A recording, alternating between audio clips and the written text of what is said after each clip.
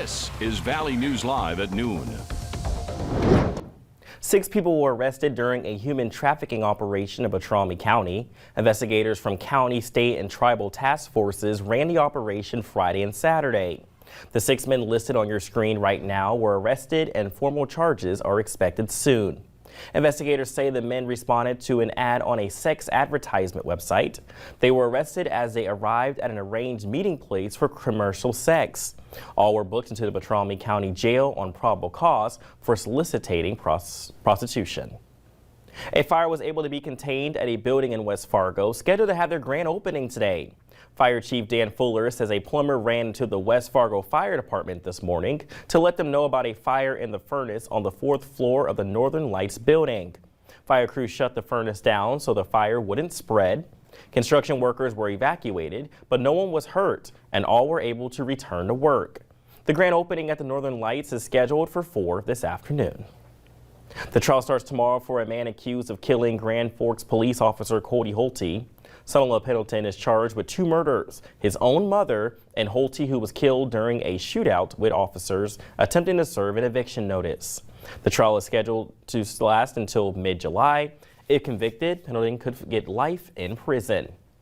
Well, the start of the work week is not feeling half bad as of now, but could we expect any more rain chances? Let's check in with meteorologist Lisa Green. Lisa, happy Monday. Happy Monday. Good afternoon. We're looking at conditions that are going to be a little more on the unsettled side yet again, heading into the afternoon hours for some of us. This is our view in Devil's Lake. You can see those puffy cumulus clouds as we are looking to the south here, and you can expect more of the same continuing on into the weekend. Temperatures are going to be into the 70s as you step out the door for lunch in Fargo, Grand Forks, and Thief River Falls. We're all at 73 degrees. It's 70 in Bemidji, 72 in Fergus Falls, and in Devil's Lake, 67.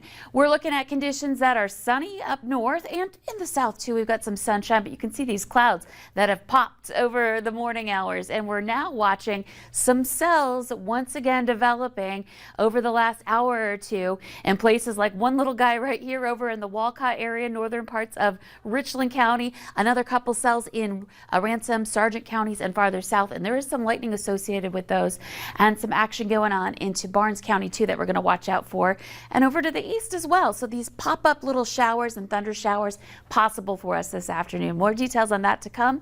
And temperatures not so warm to start off this week. 70s, it's pretty nice, but we're going to really heat things up as we head toward the holiday. Details in just a couple of minutes. We'll stay tuned with you to see how hot it's really going to get. Thanks, Lisa.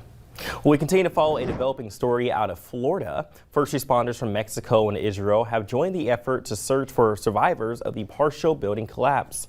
Rescue workers have recovered 9 bodies so far, and more than 150 people remain unaccounted for. David Begnaud has the latest from Surfside. We have been told repeatedly, rescuers are moving fast but carefully. One wrong move could mean another disaster.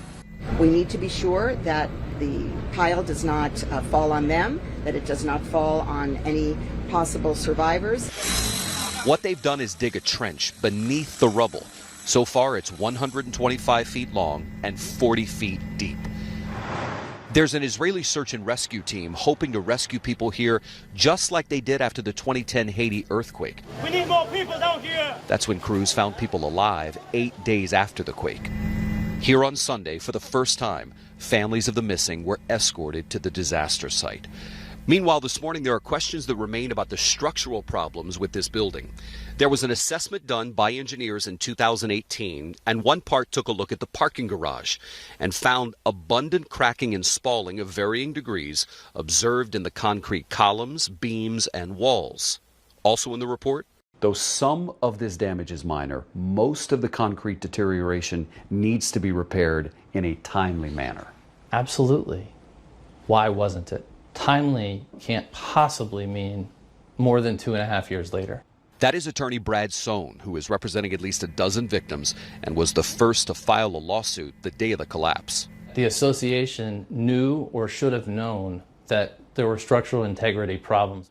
It should have been addressed at the time that they became aware. Also in the report, this quote: "The main issue with this building structure is that the entrance drive, pool deck, planter waterproofing is laid on a flat structure. There was no slope for drainage. so the water had to essentially evaporate. There was an engineer who took a look at the report and told CBS News that nothing warned of imminent catastrophe, and an attorney for the Homeowners Association said the same thing.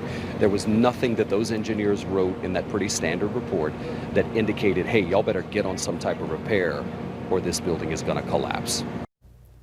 We now know the names of those involved in a crash between a pickup and motorcycle accident on Highway 10 in Audubon. State troopers say the driver of the motorcycle is 65-year-old Joel Anstad of Fargo. He was flown to a Fargo hospital with life-threatening injuries after a crash yesterday afternoon. 60-year-old Pamela Anstad is being treated in Detroit Lakes. The state troopers say the two were on Highway 10 and were hit by a pickup as the driver tried crossing the highway at the 4th Street stop sign. 68-year-old Randall Kamami of Audubon was not hurt. Top Minnesota lawmakers say they reached an agreement on some aspects of a public safety bill after strong debate over police accountability. The bill draft includes provisions regulating the use of no-knock warrants and a police misconduct database to create an early warning system to keep bad officers off the streets. It's been the most contentious piece of budget negotiations among lawmakers who are up against a Wednesday deadline to avoid a government shutdown. Emergency responders in Minnesota are bracing for an extended wildfire season, saying a typical summer reprieve is looking more and more unlikely. Wildfires across the U.S. are typically at their worst in the spring and fall, then slow down in the summer when trees and plants are fully green and rain increases. But more than half of Minnesota is experiencing drought conditions, and weather experts expect dry conditions to continue through the summer. More wildfires had already broken out across the state by mid-June than all of last year. The state typically has fewer than 1,200 wildfires a year. So far this season, there has been more than 1,400 in forest and grasslands. A pop-up food pantry at Lutheran Church of the Cross in West Fargo is being transitioned into a permanent hunger relief program. West Fargo Eats is a collaboration between the YWCA, Great Plains Food Bank, Lutheran Church of the Cross, and Gate City Bank.